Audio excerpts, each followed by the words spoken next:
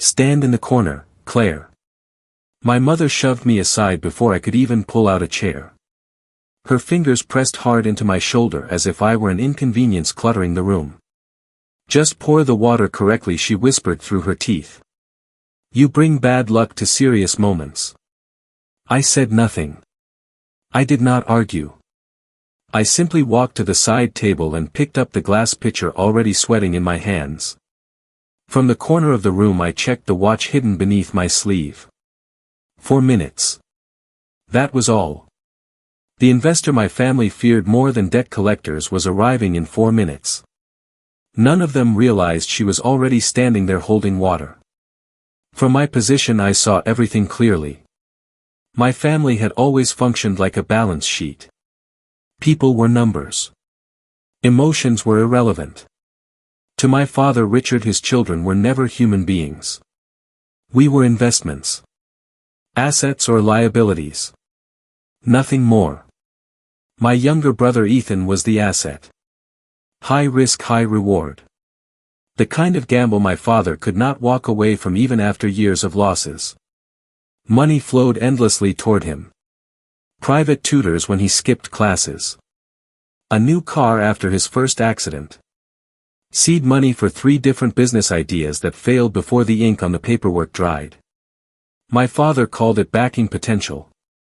He said great men needed room to fail. He never noticed that the money came from somewhere. From me. I was the liability. The stable but disappointing option. The one that never dazzled. The one he resented for not needing rescue. When I got into college he told me funds were tight. So I worked nights. I studied mornings. I slept in libraries. I graduated without debt and without applause. When I finally earned a respectable income he asked why I did not chase something bigger. Something risky. Something worthy. Steady income, he said, was for servants. Real men bet everything. That addiction to risk had led us here. A sterile conference room in downtown Chicago. A last chance deal. And they still thought I was only good for pouring water. The crisis itself was simple. Ethan had found another shortcut. He always did. He wanted to buy his way into an exclusive investment circle. The entrance fee was $150,000. He did not have it. He had burned through every bailout already. But he convinced our father this was different. This was the breakthrough. The moment everything would finally pay off. Richard believed him. He always did. I watched my father adjust his tie again and again. His hands shook slightly though his voice stayed firm. Fear disguised as authority. He glanced toward me with irritation. You should be taking notes, Claire. Your brother is about to secure this family's future while you count pennies. Ethan is thinking big. That's the difference. He gestured at the office around us. An office he did not know I paid for. Ethan is an asset. You investing 30 years in yourself was the biggest loss of my life. You are a sunk cost. At least be useful today. I tightened my grip on the pitcher. A sunk cost. Money already spent and never recovered. Something rational people learn to ignore.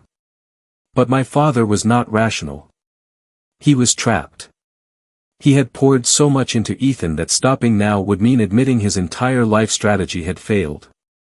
So instead he prepared to gamble the last thing he owned outright. His house. He did not know I was no longer the liability.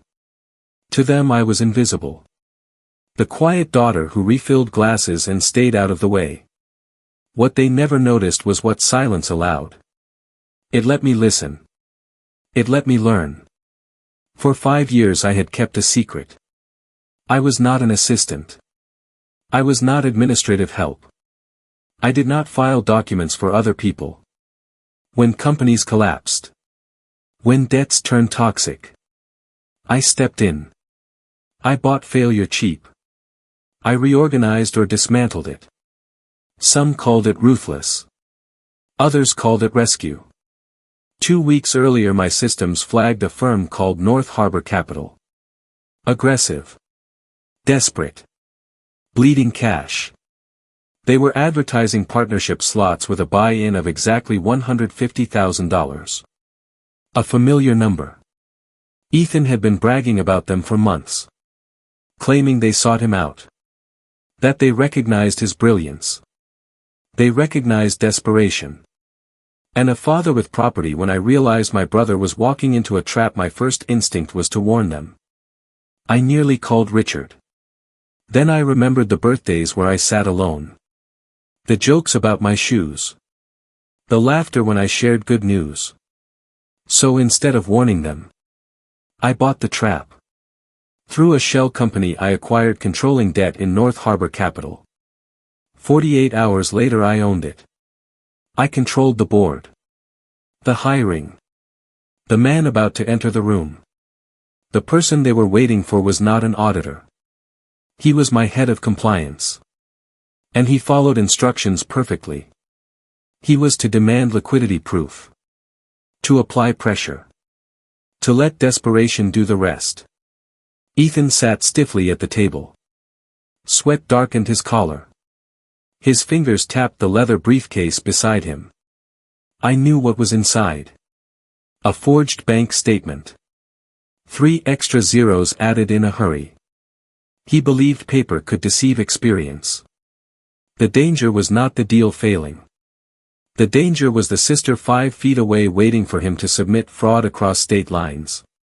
The door opened. Marcus Hale entered. Calm. Heavy. Final.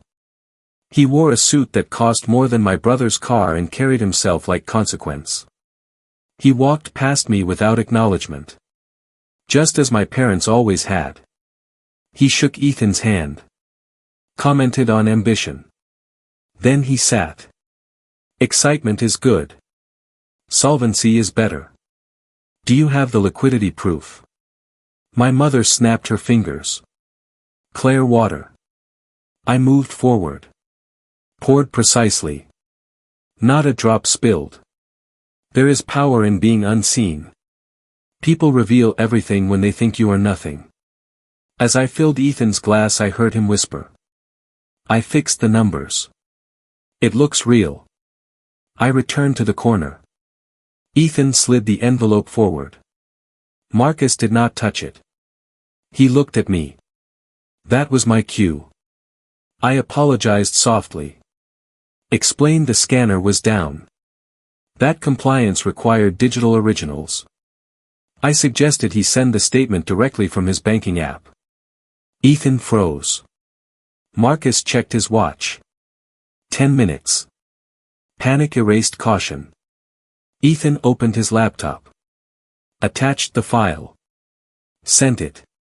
My phone vibrated. Evidence received. He smiled unaware. Confident. Proud.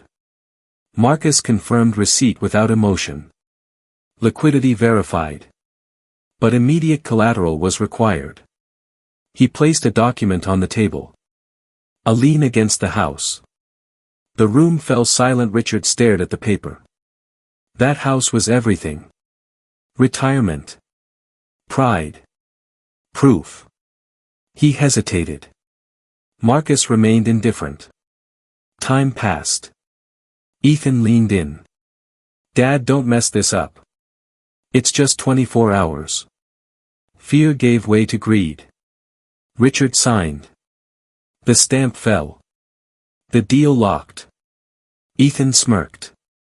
Mocked me. Suggested I might be hired someday. I set the picture down. Walked to the head of the table. Actually no.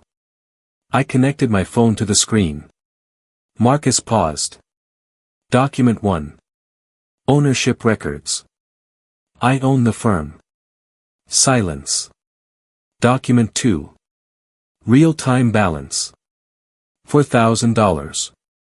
Ethan's face drained. Document 3. Metadata from the submitted statement. Edited an hour ago. Font mismatch.